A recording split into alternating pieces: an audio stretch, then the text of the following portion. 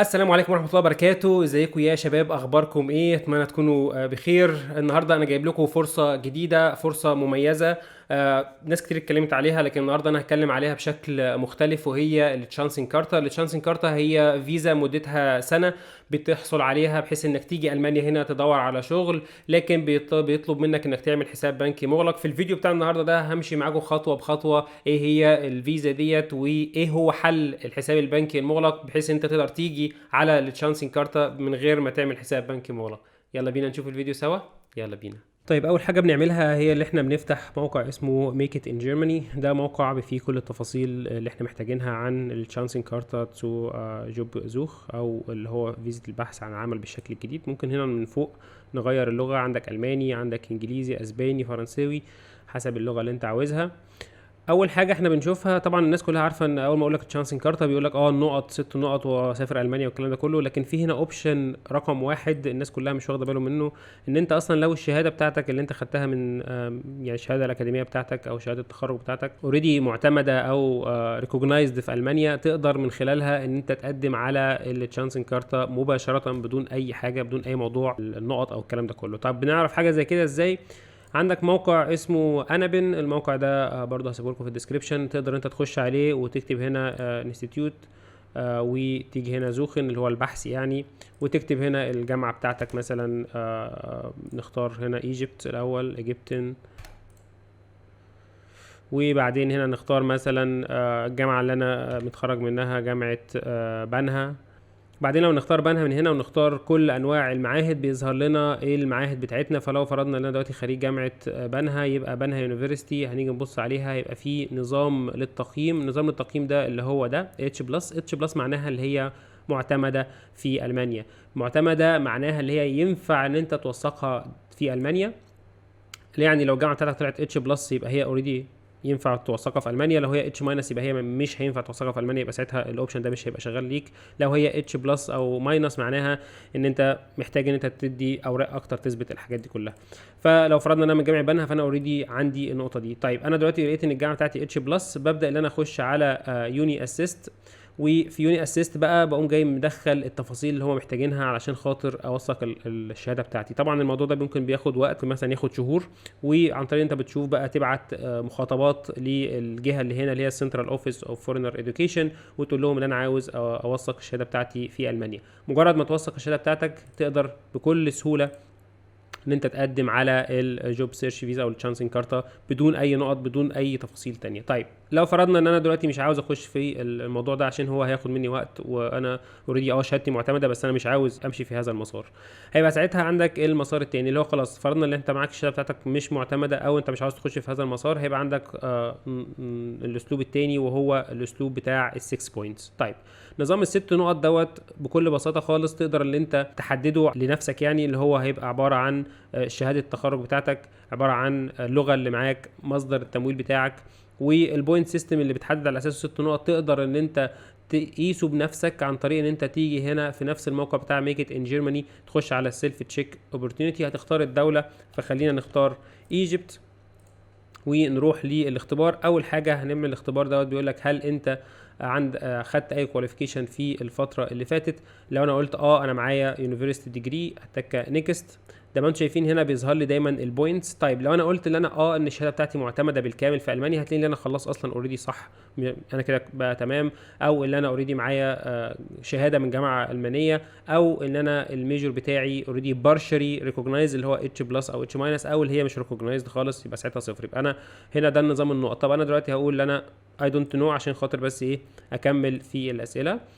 تاني نقطة هنا هي موضوع اللغة. انت بتقول انا معايا لغات الماني او معايا لغات انجليزي، فطبعا احنا اغلبنا بنبقى معانا الانجليزي، فبنقول انا معايا مثلا بي 2 او اباف، فبتك على نيكست، فبيبدا يظهر لي الصفحة اللي بعديها بيقول لي طيب لو انت معاك شهادة بي 2 او سي 1 في الالماني فده بيديك 3 نقط. لو انت معاك شهادة الماني بي 1 فده نقطتين. لو انت معاك شهادة الماني اي 2 ده نقطة. فانا هقول مثلا ان انا معايا شهادة الماني اي 2.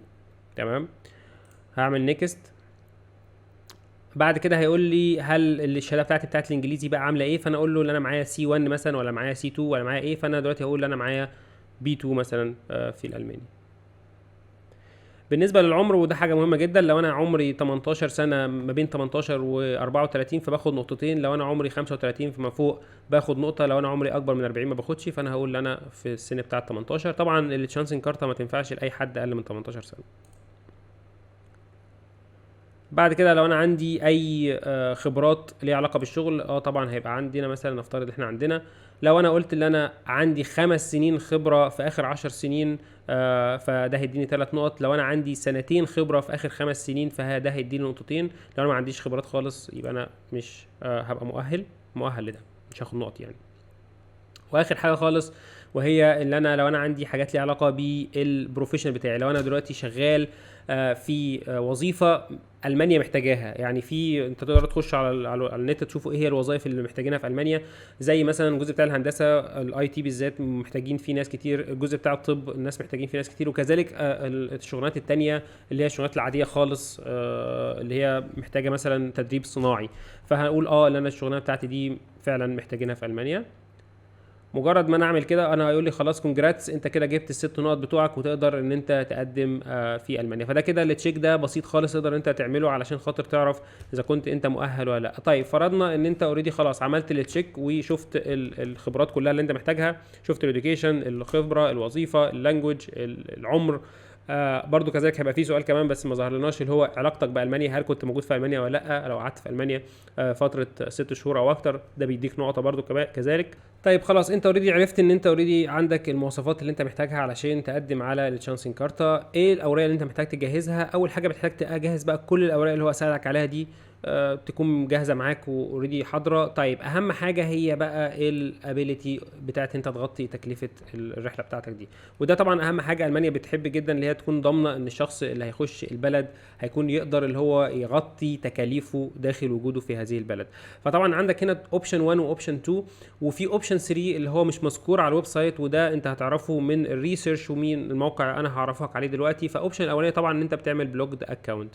البلوجد اكونت بيحتاج ان انت تكون مقدم تقريبا 1027 يورو في الشهر. 1027 يورو في الشهر دول لو ضربناهم في 12 شهر فانت بتحتاج ان انت تقدم 12324 يورو علشان خاطر تاخد الفيزا دي. وطبعا ده هو يعتبر اصعب حاجه، وده النقطه اللي الناس كلها بتقف عندها حتى لو هم مؤهلين للتشانسنج كارتا، لان الرقم ده كبير جدا ان انت تعمله، خاصه مع ان الدولار دلوقتي والعمله الصعبه يعني سعرها بيتغير من يوم ليوم.